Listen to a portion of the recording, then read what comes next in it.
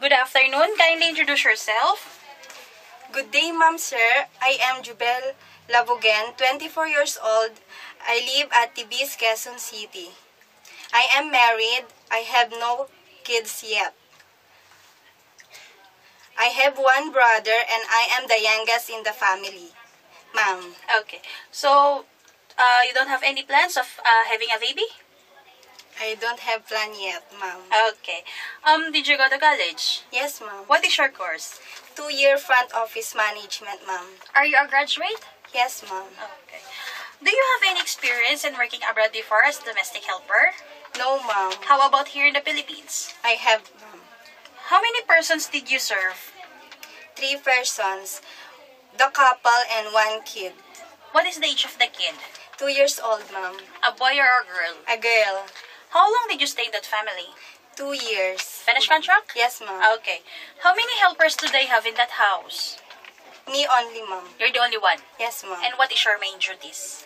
My main duties is taking care of the kids. Especially, I also work household like cooking, cleaning, washing clothes, ironing, marketing, and also clean their cars. That's all, ma'am. So, how many cars do they have?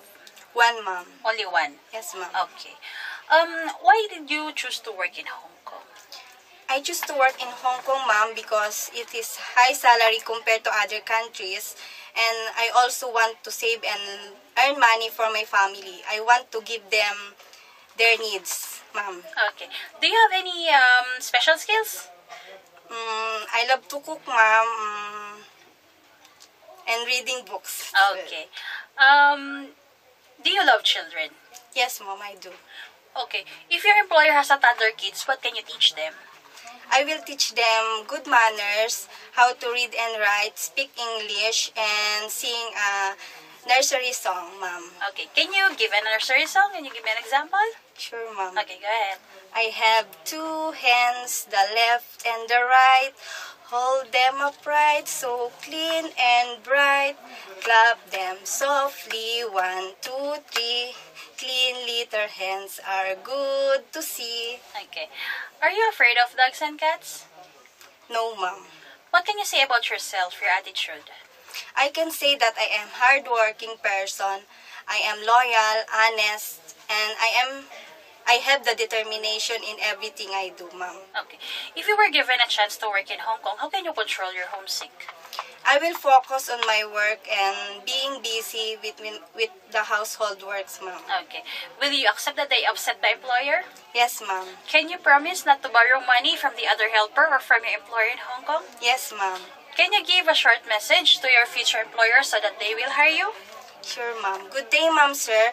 Please hire me as your helper. I promise I will do my duties and responsibilities. I will do my best and I will take care of your family, especially your kids.